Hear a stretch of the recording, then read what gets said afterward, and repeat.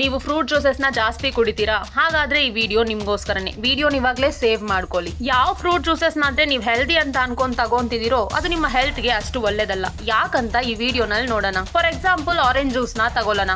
1 glass orange juice ನ ಮಾಡೋದಕ್ಕೆ 4 ರಿಂದ 5 ಆರೆಂಜ್ ನ ಯೂಸ್ ಮಾಡ್ತಾರೆ. ಜಸ್ಟ್ ಥಿಂಕ್ ಮಾಡಿ, ನೀವು 4 ರಿಂದ 5 ಆರೆಂಜ್ ನ ಒಂದೇ ಸಲ ತಿನ್ನಿ ಅಂತ ಅಂದ್ರೆ ತಿಂತೀರಾ? ಇಲ್ಲ ತಾನೆ. ಬಟ್ 4 to 5 ಆರೆಂಜಸ್ ಹಾಕಿ ಮಾಡಿರೋ ಜ್ಯೂಸ್ ನ ನಾವು ಫಾಸ್ಟ್ ಆಗಿ ಕುಡಿಬಿಡ್ತೀವಿ. ಅದು ಏನು ಥಿಂಕ್ ಮಾಡದೆ. ಈ ತರ ಯಾವ ಫ್ರೂಟ್ ಜ್ಯೂಸ್ ನಾದ್ರೆ ನೀವು ಹೆಲ್ತ್ ಒಳ್ಳೇದು ಅಂತ ಕುಡಿತಿದಿರೋ ಅದು ಜಸ್ಟ್ ಶುಗರ್ ವಾಟರ್ ಅಷ್ಟೇ. ಯಾಕಂದ್ರೆ ನಾವು ಜ್ಯೂಸ್ ಮಾಡ್ಬೇಕಾದ್ರೆ ಆರೆಂಜ್ ಅಲ್ಲಿ ಇರೋ ಎಲ್ಲಾ ಫೈಬರ್ ನ ತೆಗೆದ್ ಬಿಡ್ತೀವಿ. ಬಟ್ ನಿಜ ಏನಂದ್ರೆ ಈ ಫೈಬರೇ ನಿಮ್ಮ ಹೆಲ್ತ್ ಗೆ ತುಂಬಾ ಒಳ್ಳೇದು. ಸೊ ಈ ತರ ನಾವು ಜ್ಯೂಸ್ ಮಾಡೋ ಸಮಯದಲ್ಲಿ ಫ್ರೂಟ್ಸ್ ಇಂದ ಎಲ್ಲಾನು ತೆಗ್ದಿ ಜಸ್ಟ್ ಆ ಫ್ರೂಟ್ ಜ್ಯೂಸ್ ನ ಮಾತ್ರ ತಗೊಂತೀವಿ. ಅಂಡ್ ಇದು ಫ್ರೆಶ್ ಆರೆಂಜ್ ಜ್ಯೂಸ್ ಅಂತ ನೀವ್ ಅನ್ಕೊಂತೀರಾ, ಬಟ್ ಇದು ನ್ಯಾಚುರಲ್ ಫ್ರೂಟ್ ಶುಗರ್. ಸೊ ನೀವು ಒಂದೇ ಸಲ ಇಷ್ಟೊಂದು ಶುಗರ್ ನ ಕನ್ಸ್ಯೂಮ್ ಮಾಡಿದಾಗ ನಿಮ್ಮ ಬಾಡಿ ಅದನ್ನ ಹ್ಯಾಂಡಲ್ ಮಾಡಕ್ ಕಷ್ಟ ಆಗುತ್ತೆ. ಸೊ ನೀವ್ ಈ ತರ ಮಾಡಿದಾಗ ನಿಮ್ಗೆ ಫ್ಯೂಚರ್ ಅಲ್ಲಿ ಡಯಾಬಿಟಿಸ್ ಬರೋ ಚಾನ್ಸಸ್ ಕೂಡ ಇರ್ತವೆ. ಸೊ ಬೆಸ್ಟ್ ಐಡಿಯಾ ಏನು ಅಂದ್ರೆ ಫ್ರೂಟ್ಸ್ ನ ಜ್ಯೂಸ್ ಮಾಡ್ಕೊಂಡು ಕುಡಿಯೋದ್ಗಿಂತ ಫ್ರೂಟ್ಸ್ ನ ಹಾಗೆ ತಿನ್ನಿ. ಇದರಿಂದ ನಿಮ್ಗೆ ಫೈಬರ್ ಸಿಗುತ್ತೆ ಅಂಡ್ ನ್ಯೂಟ್ರಿಯನ್ಸ್ ಕೂಡ ಸಿಗ್ತವೆ. ನಿಮ್ಮ ಫ್ರೆಂಡ್ಸ್ ಅಲ್ಲಿ ಜಾಸ್ತಿ ಫ್ರೂಟ್ ಜ್ಯೂಸಸ್ ನ ಕುಡಿಯೋರ್ಗೆ ಈ ವಿಡಿಯೋನ ಶೇರ್ ಮಾಡಿ. ಅಂಡ್ ನಿಮ್ಮ ಫೇವರೇಟ್ ಫ್ರೂಟ್ ಯಾವುದು ಅಂತ ಕಮೆಂಟ್ಸ್ ಬಾಕ್ಸ್ ಅಲ್ಲಿ ಕಮೆಂಟ್ ಮಾಡಿ. ವಿಡಿಯೋ ಇಷ್ಟ ಆದ್ರೆ ಲೈಕ್ ಮಾಡಿ. ಅಂಡ್ ಇದೇ ತರ ಎಷ್ಟೋ ವಿಡಿಯೋಸ್ಗಾಗಿ ನಮ್ಮ ವಿನ್ನರ್ಸ್ ವರ್ಲ್ಡ್ ಯೂಟ್ಯೂಬ್ ಚಾನಲ್ ನ ಸಬ್ಸ್ಕ್ರೈಬ್ ಮಾಡ್ಕೊಂಡು ನಮ್ಮ ಇನ್ಸ್ಟಾ ಪೇಜ್ ನ ಫಾಲೋ ಮಾಡಿ.